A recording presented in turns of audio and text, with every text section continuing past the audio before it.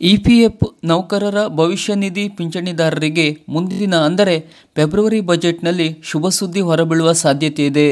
ಕನಿಷ್ಠ ಪಿಂಚಣಿಯಲ್ಲಿ ಒಂದಿಷ್ಟು ಏರಿಕೆಯಾಗುವ ಸಾಧ್ಯತೆಯಿದ್ದು, ಈ ಬಗ್ಗೆ ರಾಷ್ಟ್ರೀಯ ಸಮಿತಿ ತಂಡ ಹಣಕಾಸು ಸಚಿವರನ್ನು ಭೇಟಿ ಮಾಡಿ ಪಿಂಚಣಿ ಹೆಚ್ಚಳದ ಬಗ್ಗೆ ಮನವಿಯನ್ನು ಸಲ್ಲಿಸಿದ್ದಾರೆ.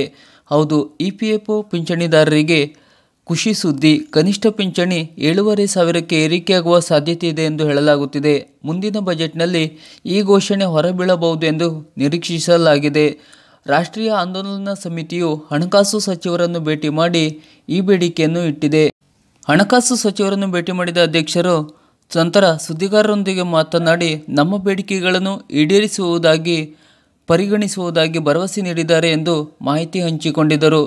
ರೌತ್ ಹೇಳುವ ಪ್ರಕಾರ, ಈ ಭರವಸೆ ನಮಗೆ ವಿಶ್ವಾಸ ತುಂಬಿದೆ. ಮುಂಬರುವ ಬಜೆಟ್ನಲ್ಲಿ ಸರ್ಕಾರ ಕನಿಷ್ಠ ಪಿಂಚಣಿ ಅಂದರೆ 7,500 ರೂಪಾಯಿಗೆ ಮತ್ತು ಹಣದುಬ್ಬರ ಪರಿಹಾರವನ್ನು ಘೋಷಿಸಬೇಕು. ಇದಕ್ಕಿಂತ ಕಡಿಮೆ ಏನೇ ಇದ್ದರೂ ಹಿರಿಯ ನಾಗರಿಕರ ಘನತೆಯ ಜೀವನವನ್ನು ಖಚಿತಪಡಿಸಿಕೊಳ್ಳಲು ವಿಫಲವಾಗುತ್ತದೆ.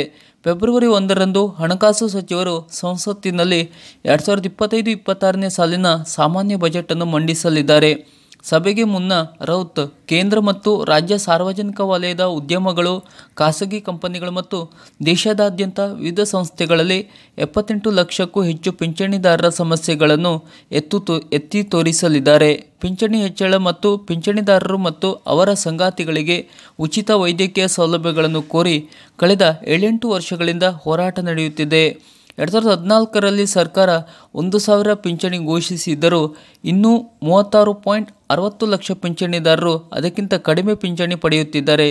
ಪಿಂಚಣಿ ನಿಜವಾಗಿಯೂ ಹೆಚ್ಚಾಗಿದ್ದರೆ ಅದು ಅನೇಕರಿಗೆ ಸಹಾಯವಾಗುತ್ತದೆ. ಈ ರೀತಿಯ ಮಾಹಿತಿಗಳು ಹೊರಬೀಳಲಿದೆ ಎನ್ನುವುದು ಮುಂಬರುವ ಬಜೆಟ್ನಲ್ಲಿ ಗೊತ್ತಾಗಲಿದೆ. ಅಂದರೆ ಇಪಿಎಫ್ ಕನಿಷ್ಠ ವೈಯಕ್ತಿಕ ಪಿಂಚಣಿ 7,500ಕ್ಕೆ ಆಗಲಿದೆ ಎಂದು ನಿರೀಕ್ಷೆಯನ್ನು ಇಡಲಾಗಿದೆ. ಯಾವುದಕ್ಕೂ ಭವಿಷ್ಯ ನಿಧಿ ಪಿಂಚಣಿದಾರರು ಫೆಬ್ರವರಿ ಬಜೆಟ್ ತನಕ ಕಾಯಬೇಕು. ಅಲ್ಪಮಟ್ಟಿಗೆ ಆದರೂ ಪಿಂಚಣಿ ಏರಿಕೆಯಾಗಬಹುದು ಎಂಬ ನಿರೀಕ್ಷಣೆ ಇದೆ. ಸರ್ಕಾರದ ಈ ಥರದ ಇನ್ನಷ್ಟು ಮಾಹಿತಿಗಳಿಗಾಗಿ ನಮ್ಮ ಚಾನಲನ್ನು ಸಬ್ಸ್ಕ್ರೈಬ್ ಮಾಡಿ. ನಮಸ್ಕಾರ.